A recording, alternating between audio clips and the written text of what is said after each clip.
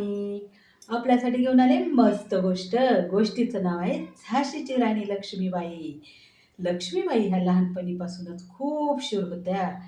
तलवारबाजी, नेमबाजी, घोडेस्वारी, युद्धकला यामध्ये त्या पारंगत होत्या.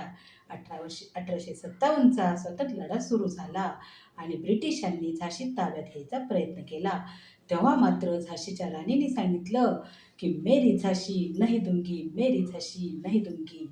आणि त्यांनी आपला लहान मुलगा राजा राम याला झोळी घेऊन पाठीला बांधली, हातात तलवार घेतली, घोड्यावर स्वार झाल्या आणि शूर रणांगणात उतरल्या आणि शेवटच्या श्वासापर्यंत शत्रू सैन्याशी शूरपणे लढत राहिल्या आणि आपल्या मातृभूमीसाठी त्यांनी आपलं बलिदान दिलं.